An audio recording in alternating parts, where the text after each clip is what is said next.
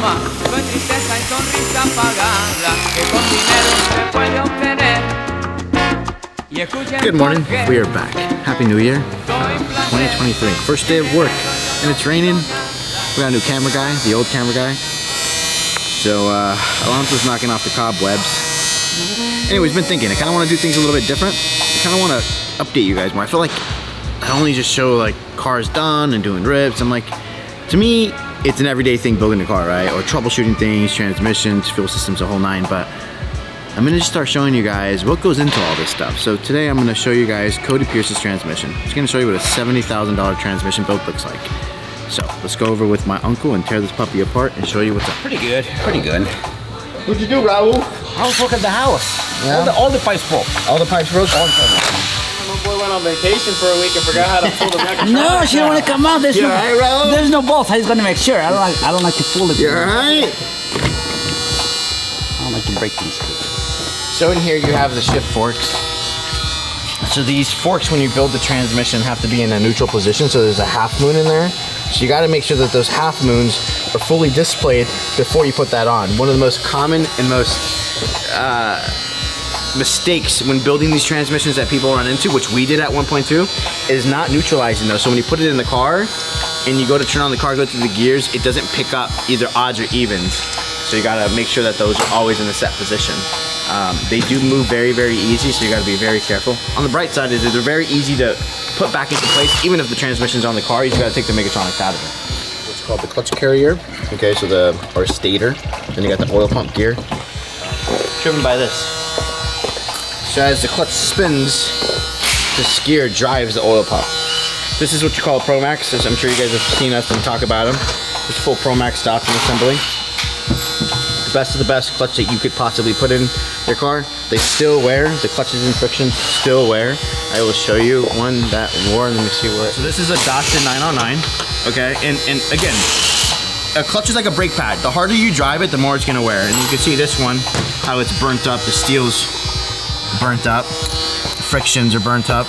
And what happens when they burn up is they warp, okay? So they don't properly clamp, and then the transmission starts doing funny things, oil pressure fluctuates, etc. Why I'm showing you all this stuff is because it's like an unspoken thing in our industry where, you know, people don't talk about it. If you go on the forums, people rarely talk about this kind of stuff or transmission stuff because, you know, in which people think, oh, you put the best clutch together and the best gear set and it's not going to break. The shit breaks. And this is not manufacturing defects. This is simply wear and tear on the car. So a lot of things that you got to consider when you're building one of these, right? So this is right here, so, you know, to swap a clutch, you're gonna spend $10,000 after replace, you know, labor and everything. So this is just paperweight. I don't know why it's on the shelf. You need to throw it away, but just kind of give you an idea. And all those are just stock frictions and steels, factory gears. That goes to show you how many transmissions we built last year. All those gears right there are factory gears. We save them just in case like a lower stage car comes in that happens to break a gear. We have it on the shelf. Like for example, this right here. Out of a local customer's car, second gear, he fried it. That car only made 1,000 horsepower, like 650, 700 foot-pounds of torque, and it just fried second gear. Not to mention, second gear's not even seeing that kind of power. So one of the things that we always discuss or kind of run into is how much power is a factory gear set good for? It all comes down to the mileage. Now that I've learned in the past, you know, a couple years is how many miles they have on them. Because this car has 40,000 miles on it, doesn't make that much power and still blowing gears up. So, Wait, who's that? I'm going with that already. Oh, what's Mario. So, you know, what we did, it was just replace everything versus just trying to, you know, take it all apart and stuff like that. So we keep all these things in stock just because you never know. Why I want to show you guys in depth about transmissions, because it's one of those things in our industry that's like not spoken about. Everyone thinks if you put a bill of gear set or upgraded diff or stubs, they're just a unicorn. They're gonna live forever. That's not the case. These break. You could spend $60,000 on a transmission and it's going to break. Now, you know, the uneducated person is gonna be like, well, what shop put the tranny together? They're the worst. Transmissions, either they work or they don't work. All right, when you put them in the car, you cycle through the gears, you adapt it, and if it does all that and it runs, you did the job right. There is no half-ass, right? Like an engine, you could leave a bearing too loose and oil pressure's low and it'll still run, or you could, there's a lot of variables in an engine. With a transmission, there's not very many variables. So it's very crucial that you do things properly the first time. So a lot of what, now in the industry, there's a lot of people tinkering with the V10 platform, and the transmissions are what breaks. If you're drag racing these cars, I don't care what parts you put in it, who you have build it, it's going to break. So be very, very careful when you build a car, that know that you're racing within your means. That's the biggest thing that I discuss people, racing within your means when you do a transmission. Oh, he broke the synchro. So Cody's car did have transmission damage before he came here. That's why he came. He decided just to build it out. So it's hard to always say what's wrong with the transmission, trying to diagnose it, A, based it off a scan, or B, based it off what you hear, until you really rip it apart. So just upon taking first gear apart, the synchro assembly for first gear is completely damaged. Well, so far is take apart the back part of the transmission, take the mechatronics, take the Promax out, this differential, the style, take it out. So now I gotta pull these gears out in order to split the half of the case and then continue with the middle gears. These suckers are burnt, toasted, so they're not good, it's trash. Transmission won't engage, gears don't go and don't work because it's not engaged, it's not applying, it's like it's a clutch, it's like a clutch that when it applies and with the pressure plate. So 6 gear synchro. Looks good. This is good. Woof. Over 40 years.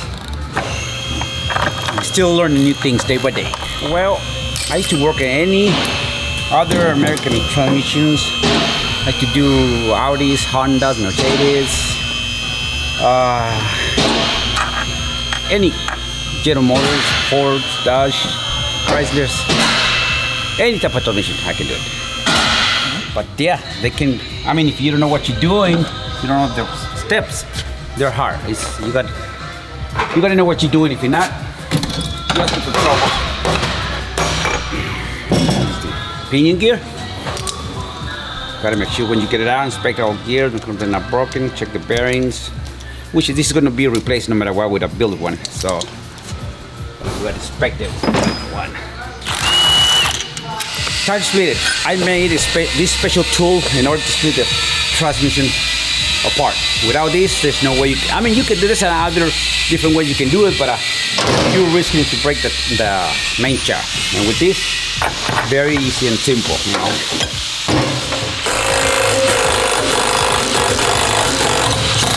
That's it.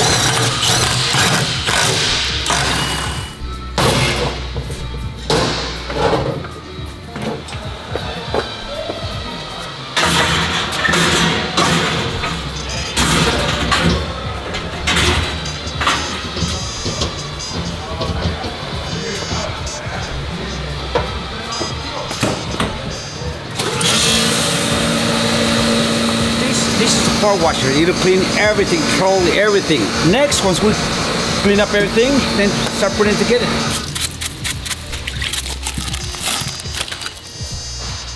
I ever tell you about how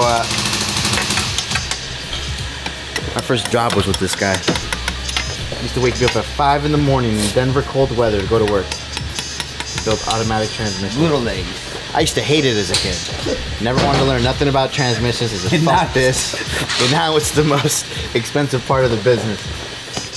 All right, we're ready to go in with the first shaft.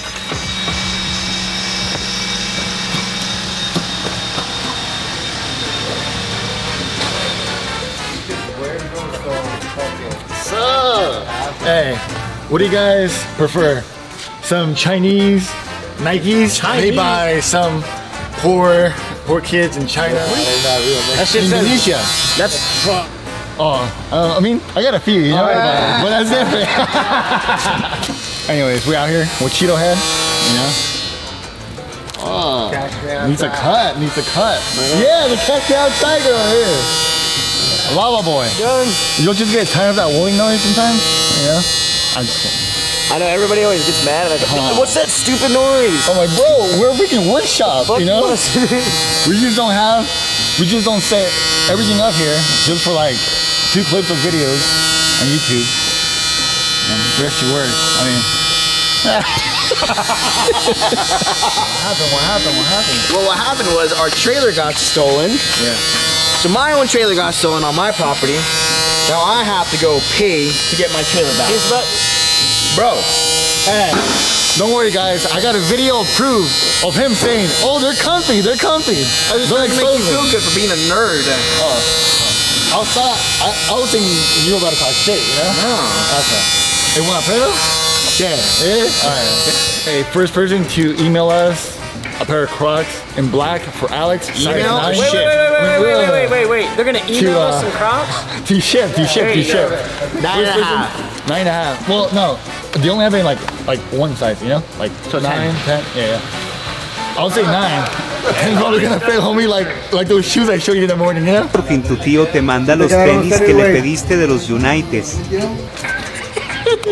I will ship him a poster that I got from my friend Brandon at Washington Media. A badass poster, bro, of Avery's car with that sick ass. Oh, that picture. is a cool poster. Yeah. Drop a picture here of that poster. That poster's dope. You know, I'll personally ship it. I'll have some goodies in there. Possibly a super rare sheepy shirt. You know, those ones that we got stashed over there. You know. Hey, why are you wearing your hat? Anybody that wears a hat should be down in Mexico. We're saying sheepy raid. Oh yeah. Edited JGL. What the? Better get down there and go help. Help his soccer team. Oh. Hey, I remember you were sick in the office. I heard you in there cussing. You were watching a soccer game on my time? During lunch. During lunch. Damn right. He was mad. Anyways, that's a wrap. See you guys next week. Se le extraña demasiado al general en la capital del sonido. La capital es Huracan y no está sola porque aquí siguen sus hijos. Él es el jefe, lo es y lo es.